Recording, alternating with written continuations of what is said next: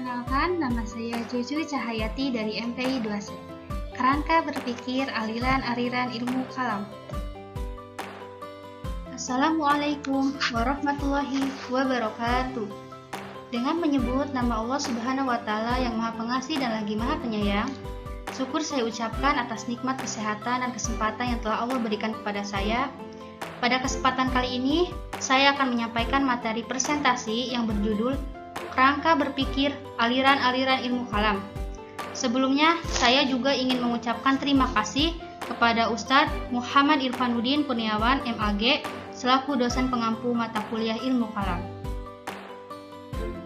Latar belakangnya yaitu dalam pembahasan persoalan yang berkaitan dengan ilmu kalam, pastinya terdapat perbedaan perspektif antara pemikiran satu dengan pemikiran lainnya. Sebagaimana kata kalam, yang berarti pembicaraan. Pembicaraan dalam hal ini yaitu tentang masalah-masalah ketuhanan dengan menggunakan argumentasi, logika, dan filsafat serta membandingkan masalah yang menyangkut pokok-pokok agama dan yang berhubungan dengannya.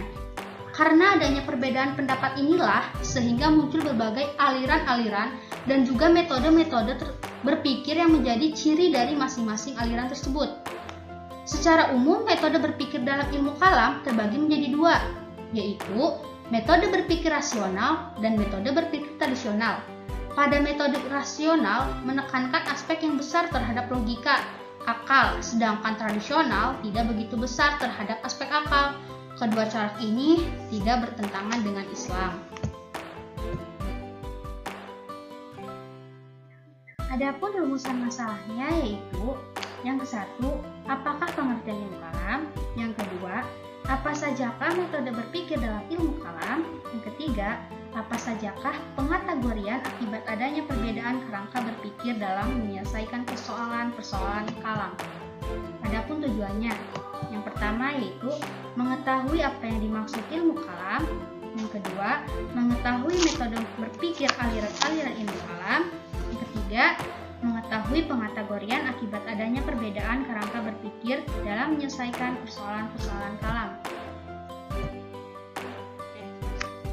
Ilmu kalam. Ilmu kalam berasal dari dua kata yaitu ilmu dari kalam. Frasa ini menunjukkan bahwa yang dimaksud adalah ilmu tentang kalam. Ilmu kalam merupakan suatu cabang ilmu yang merupakan bagian dari disiplin ilmu berlatar Islam. Kata kalam merupakan kata yang salah satu namanya al-ilmu yang juga berarti maha mengetahui. Ilmu kalam membahas ajaran-ajaran dasar di dalam agama Islam. Ajaran-ajaran dasar itu menyangkut wujud Allah, kerasulan Muhammad, dan Al-Quran. Metode berpikir ilmu kalam. Menurut Ad-Dahlawi, tampaknya lebih menekankan aspek subjek pembuatan dikatakan Imam Munawir. Ia mengatakan bahwa perbedaan pendapat di dalam Islam lebih dilatar belakangi adanya beberapa hal yang menyangkut kapasitas dan kredibilitas seseorang sebagai figur pembuatan keputusan. Sedangkan menurut Umar Sulaiman Asy-Syaikh lebih menekankan aspek-aspek objek keputusan sebagai pemicu terjadinya perbedaan pendapat. Menurutnya, ada 3 persoalan yang menjadi objek perbedaan pendapat, yaitu yang pertama persoalan keyakinan, yang kedua persoalan syariat, dan yang ketiga persoalan ekonomi. Perbedaan metode berpikir. Aliran teologi yang sering disebut-sebut memiliki cara berpikir teologi rasional adalah Mu'tazilah. Oleh karena itu, Mu'tazilah dikenal sebagai ajaran yang bersifat rasional dan liberal. Kata Mu'tazilah berasal dari kata itazala dengan makna yang berarti menjauhkan atau memisahkan diri dari sesuatu. Kata ini kemudian menjadi nama sebuah aliran di dalam ilmu kalam dengan sebutan Mu'tazilah. Adapun prinsip-prinsipnya yaitu yang pertama, hanya terikat dengan dogma-dogma yang dengan jelas dan tegas disebutkan dalam Al-Quran dan hadis Nabi. Yang kedua, memberikan kebebasan kepada manusia dalam berbuat dan berkehendak, serta memberikan daya yang kuat kepada akal. Yang ketiga, fokus dalam prinsip berpikir rasional adalah Lebih dominannya peran akal sehingga harus lebih ekstra keras berupaya untuk menanamkan suatu ajaran atau konsep kepada orang lain. Ciri-ciri teologi rasional, yaitu yang pertama, akal mempunyai kedudukan yang tinggi karena dalam memahami wahyu aliran ini cenderung menggambar arti majazi. Yang kedua, manusia bebas berbuat dan berkehendak karena akal kuat manusia mampu berdiri sendiri. Yang ketiga, keadilan Tuhan menurut pendapat ini terletak pada adanya hukum alam, sunatullah yang mengatur perjalanan alam ini.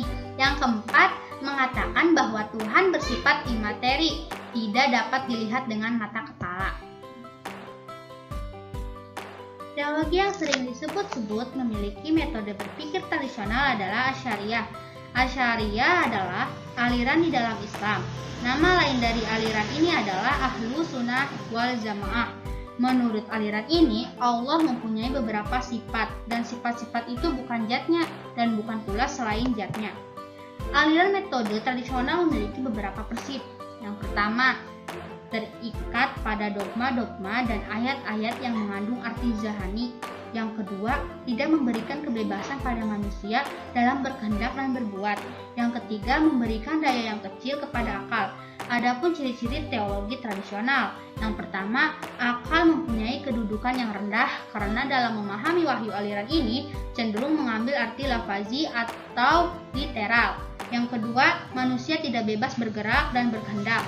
Yang ketiga, kekuasaan dan kehendak mutlak Tuhan menurut paham ini bukanlah sunatullah, namun benar-benar menurut kehendak mutlak Tuhan. Pengkategorian akibat adanya perbedaan kerangka berpikir dalam menyelesaikan ilmu persoalan-persoalan kalam. Yang pertama, aliran antroposentris menganggap bahwa hakikat realitas transenden bersifat intrakosmos dan interpersonal. Ia berhubungan erat dengan masyarakat kosmos. Orang tergolong dalam kelompok ini berpandangan negatif terhadap dunia karena menganggap keselamatan dirinya terletak pada kemampuannya. Yang kedua, teologi teosentris menganggap bahwa hakikat transenden bersifat suprakosmos, personal, dan ketuhanan. Manusia teosentris adalah manusia yang statis karena sering terjebak dalam kepasrahan mutlak kepada Tuhan. Yang ketiga, aliran konvergensi atau sintesis menganggap hakikat realitas transenden bersifat supra sekaligus intrakosmos, personal dan impersonal, memandang bahwa pada dasarnya segala sesuatu itu berada dalam ambigu, serba ganda, baik secara substansional maupun formal.